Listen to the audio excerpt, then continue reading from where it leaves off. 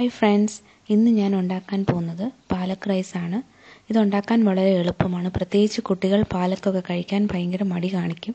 അങ്ങനെയുള്ളപ്പോൾ കുട്ടികൾക്ക് നമുക്കിത് ഉണ്ടാക്കി കൊടുക്കാവുന്നതാണ്. ഇതിനാവശ്യമായ സാധനങ്ങൾ: 1 കപ്പ് പാലക്ക്, 2 പച്ചമുളക്, 5 കാഷ്യൂനട്ട്, ഒരു ചെറിയ പീസ് ഇഞ്ചി, ഒരു ചെറിയ പീസ് വെളുത്തുള്ളി, പിന്നെ വെള്ളം ആവശ്യത്തിന്. പിന്നെ ഞാനിവിടെ 1 കപ്പ് അരിയാണ്, ബസ്മതി റൈസാണ് ഞാൻ എടുത്തേക്കുന്നത്. നമ്മൾ എടുത്തു വെച്ചിരിക്കുന്ന പാലക്കും 2 പച്ചമുളകും ഇഞ്ചിയും വെളുത്തുള്ളിയും കാഷ്യൂവും ആവശ്യത്തിന് വെള്ളവും ചേർത്ത് നന്നായി അരച്ചെടുക്കുക. ഒരു പ്രഷർ കുക്കറിൽ 2 ടേബിൾ സ്പൂൺ നെയ്യ് ഒഴിക്കുക. അതിൽ 1 ടീസ്പൂൺ ജീരകം, 1 ഗ്രാമ്പൂ, 1 ഏലക്ക, ഒരു ചെറിയ പട്ടയുടെ പീസ് അതെല്ലാം ഇട്ട് നന്നായിട്ട് വഴറ്റുക. ഞാനിവിടെ ഒരു ചെറിയ സവാളയാണ് എടുത്തേക്കുന്നത്.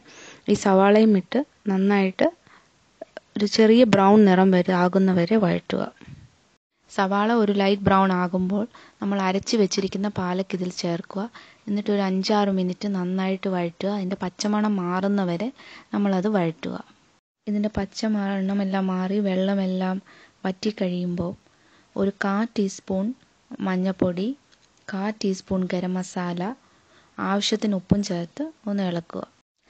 1 കപ്പ് ബസ്മതി റൈസിന് 1.5 കപ്പ് വെള്ളമാണ് ഇവിടെ എടുത്തേക്കുന്നത്.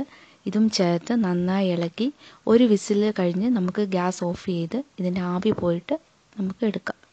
ആവിയെല്ലാം പോയി കഴിഞ്ഞ് പ്രഷർ കുക്കർ തുറന്ന് നോക്കുക. ഇവിടെ നമ്മുടെ പാലക്ക് റൈസ് റെഡി ആയിട്ടുണ്ട്.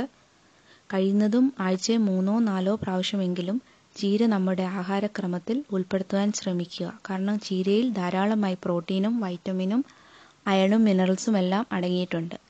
അതുപോലെ തന്നെ ചീര നമ്മുടെ സ്കിന്നിനാണെങ്കിലും നമ്മുടെ മുടിക്കാണെങ്കിലും നമ്മുടെ എല്ലിൻ്റെ ആരോഗ്യത്തിനാണെങ്കിലും വളരെ നല്ലതാണ്.